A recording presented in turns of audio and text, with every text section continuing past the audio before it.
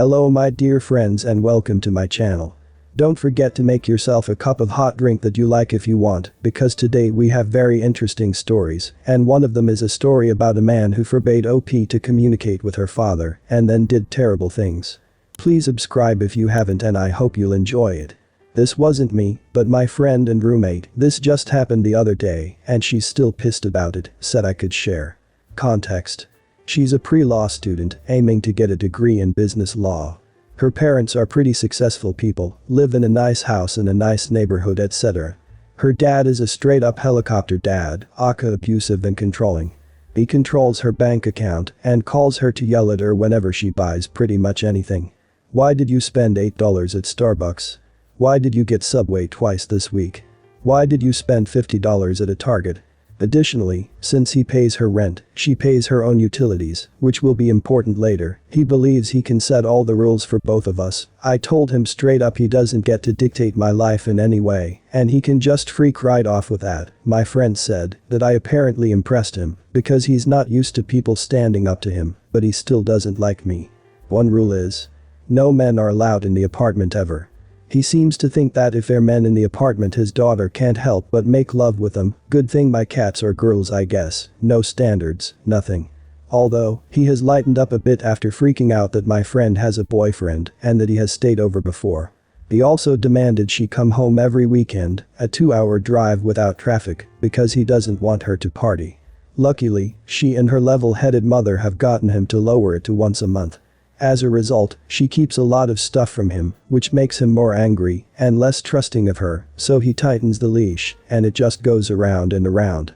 For example, he doesn't know that 2 boys subleased from our previous roommates for the summer. They were in the dorms, but taking summer classes, so they needed a place to stay for the summer. They were my old roommate's brother and his friend. Shocker, there weren't a lot of lovemaking. He also doesn't know that her boyfriend has been living with us since May since he graduated and is staying with us until he finds work. He just got his CPA. She also didn't tell her dad that she took a part-time job over the summer. Now, the last 2 bits are important. See, because her boyfriend has been staying with us, he's also been paying utilities. I think he should also pay rent, or at least half of her rent, but whatever. She also wanted to have some fun money to go out over the summer. She was taking summer classes, but had a light workload. She got a job at the liquor store a block from us and worked there all summer and left after the fall semester started.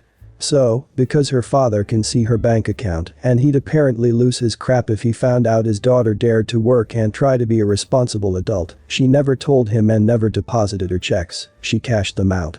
Additionally, because her boyfriend is also paying utilities, we've been splitting it 3 ways instead of half, which was showing in her bank account, since she has to pay the full bill because it's in her name. Fast forward to yesterday. My friend ended up depositing some of her cash from her job this summer in order to pay for last month's utilities. Because her boyfriend forgot to pay her, he PayPals her the money so her dad can't see it, and the check I gave her bounced because at the time I didn't have any money in my account. I had told her to wait until I got paid, but she deposited it the day before I would. The bounced check and the sudden $100 deposit in her account caught the attention of her dad. What resulted was an hour-long screaming match on the phone. She told me later some of the crap he said. He called her an easy girl and a liar and demanded that she report me to the police for fraud. Dude, it's just a bounced check, it's all good now. He dug into her because she admitted the $100 came from her job this summer because he was accusing her of selling either medicine or herself. That's where he lost his crap. Apparently, dear old dad was livid that his daughter would dare to work at such a lowly place. His words. Specifically, he was mad that she didn't tell him she had a job, that she should have been focusing on schoolwork, but he was most upset about where she was working. It wasn't so much that it was a liquor store, but that it was retail. Why the hell would you work retail? He screamed. Because it's just a block away and it was easy work, Dad. My roommate screamed back. How dare you? You shouldn't have been working. You needed to focus on school. I didn't have much schoolwork, Dad, so I got a job to have some extra money. How dare you work at such a lowly place? We didn't work this hard to have our daughter work retail. You should be above that. If you wanted a job you should have gotten that office job Marie told you about. She told me later that her dad has a real issue with retail workers. He seems to think that the only people who work at retail or as waiters are failures and high school dropouts. So he doesn't want his daughter to work among lowlives and addicts. I just wanted something easy and within walking distance, Dad. I didn't want to drive 2 hours just for a summer job. You shouldn't be working with lowlives and addicts. You should have talked to me first. I didn't talk to you because I knew you'd do this. This is why we can't trust you. You've always done crap like this. Then he proceeds to bring up her past screw-ups from middle school and high school. He doesn't seem to understand that she's changed quite a bit since then. She then digs into him over his crap. She then hangs up on him, telling him that she won't talk about the past with him and that she's more than happy to talk about her screw-ups when he can talk to her like an adult. So proud of her for saying that. She hasn't talked to him since yesterday. Her level-headed mom called saying she was sorry he yelled at her and that he's just upset because his mother's in failing health, and then he saw the bounce check, so he turned his stress towards her. I took her out to breakfast, my treat, since her dad would have lost his crap if he saw that she spent money at a diner while she vented about her dad. I finally convinced her to get her own bank account where she can at least put her fun money and the cash she gets from her boyfriend for utilities. Luckily he still doesn't know about him staying with her. We also decided to split the utilities by half so her dad doesn't lose his crap again and her boyfriend would pay us back the difference for his share. Since she was still hopping mad, we ended up using that energy to clean the apartment and bake bread since she was too upset to focus on schoolwork. Her dad has approved of her getting some groceries today, so she said she'd buy me some to pay me back. And Monday I'm going to help her set up her own account with the one bank this town has. I feel so bad since this all happened because my check bounced. I'm going to buy her a cake or something to apologize. Holy crap. Imagine getting yelled the crap out of because you wanted to be an adult and get a job. That dad is a freaking maniac, I swear. This happened when I was 15. My mom and dad divorced when I was 9. Soon after, my mom married my stepfather. Summers and every other Christmas were spent out of state with my dad, the rest of the time I was with my mom.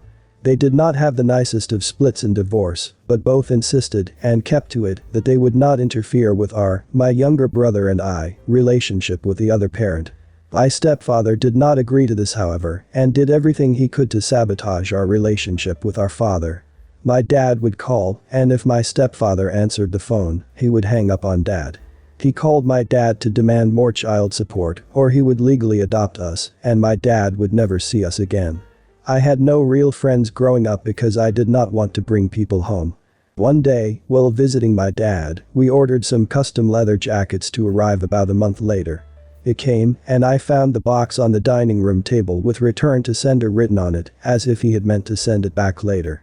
I grabbed it, stashed it in my room, and thankfully he forgot all about it. At night after dinner, as everyone was on the couch watching the evening news, I brought the package out, gave it to Mom, and asked her to explain why it was being sent back. My stepdad began to say that we couldn't afford it, to which I said everything had already been paid for, and why did he hang up on Dad when Dad called, and I said Dad had recordings of the threats to adopt us and prevent Dad from ever seeing us again. My stepfather began spinning a tale about how he just wanted us all to be one big family, and he knew how my mom didn't like my dad, and he did everything for the sake of the family. Then he caught me smiling, stopped, and asked me, "What the heck is so funny?" I said, "Dad has no recordings, but why does he need them when you just admitted to everything?" He said something unintelligible and jumped off the couch to lunge at me until my mom stopped him by getting in between us. Mom simply said, "Out." And he walked to the front door and let himself out. After we heard him drive away, Mom asked for the details about everything and apologized for bringing him into our lives. The next morning, I was walking to the bus for school when my stepfather quickly pulled up near me and stopped, then got out of the car and started walking towards me. I screamed like I've never screamed before or since. He got up to me, slapped me across the face, grabbed my shirt, and started walking me to his car. I didn't go peacefully, though, screaming and resisting the whole way. That's when my savior appeared. An older gentleman had seen everything and came out of his house with quite possibly the largest hand cannon I have ever seen outside of the movies. He just saw an older man dragging a screaming teen girl to his car. He told my stepdad to stop, pointed his gun at him, and got him to kneel down with his ankles crossed and to intertwine his fingers behind his head, so I believe he was former military. Isn't that how you are taught to take prisoners? I don't know for sure. His wife had also seen everything and called the police, then came out and began soothing me.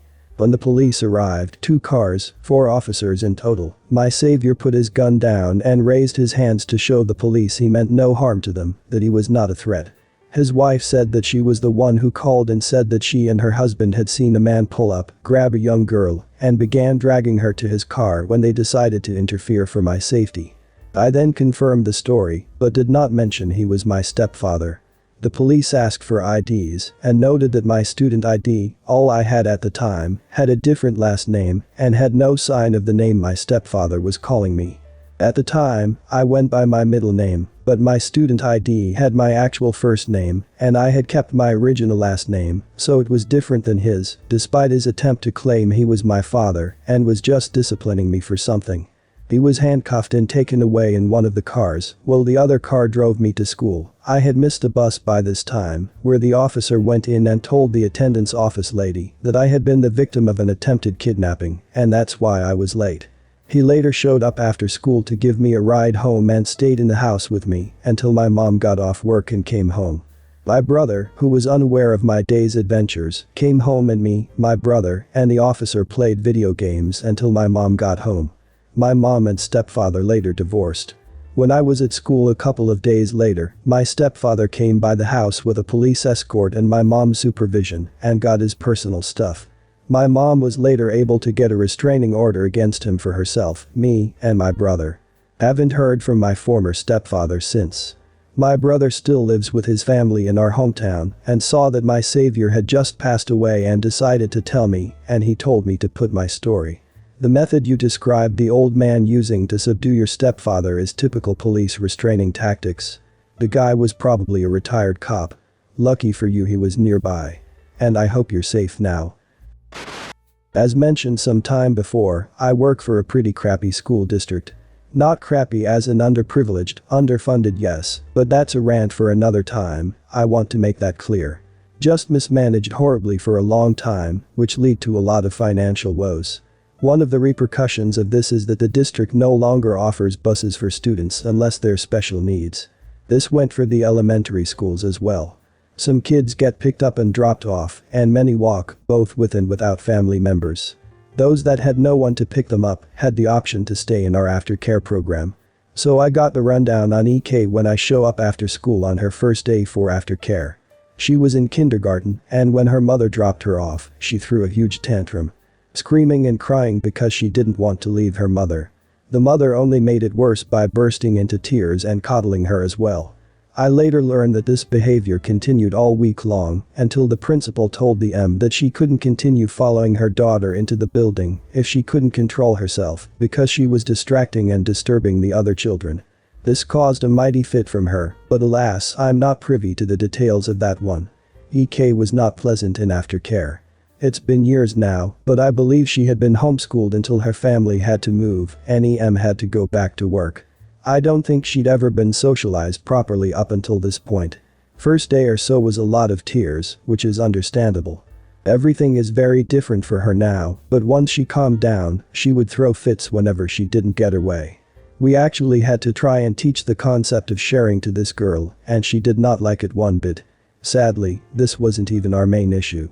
This particular elementary school is well for special needs cases, and while we didn't think she was special needs in particular, she was very obviously socially and behaviorally behind, which is something we could address for her. Our main problem was her mother and her inability to actually pick the girl up from care on time.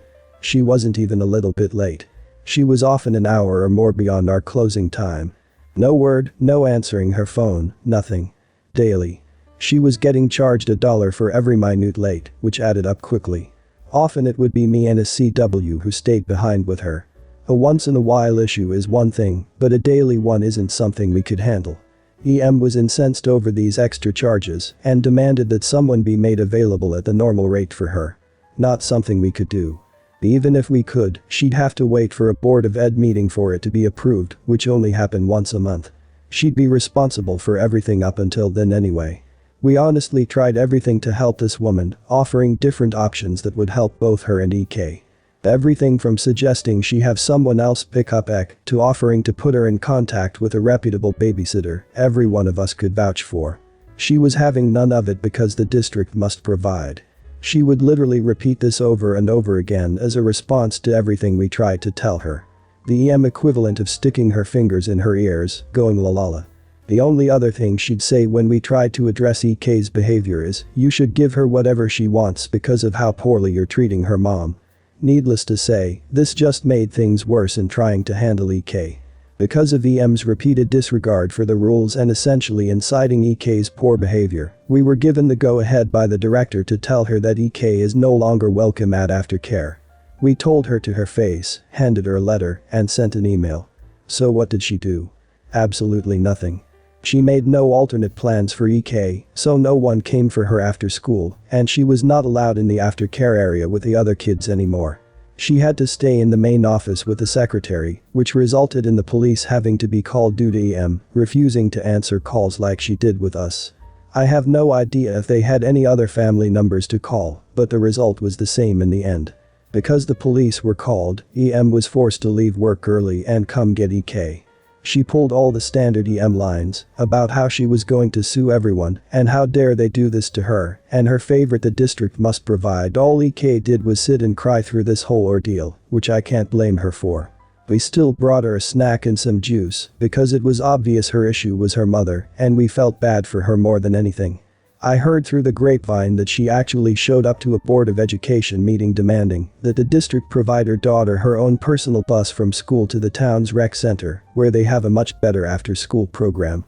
It was explained to her as clearly as possible that they do not provide busing for any student, let alone a singular student. She's aware of this, but kept demanding it anyway, because the district must provide. It comes out that she does have people that can pick up her daughter, and the only reason that she's been denying that option is because of her belief that the district must provide. She willfully put her daughter through the hell of being abandoned at school and having the police called because she believes that the district should just hand over childcare. From what I was told, she ended up yelling the district must provide whenever someone tried to say anything to her after that, and eventually got dragged out by security officers. I have no idea if any charges were ever brought against her for abandoning her daughter on purpose, or if she did end up trying to sue. I can only hope EK has a decent father out there somewhere and she ends up with him. Oh, I want to slap the taste out of that woman's mouth just reading this. I can't even imagine in person. That's disgusting. Well guys, that's it for today. If you end up enjoying this video, please consider subscribing, and if you missed the last episode on the channel, I'm gonna link it right here. The story is about a woman who wanted the car so bad that she tried to steal OP's car, and karma got her. Check this out if you haven't, and I'll see you in my next video.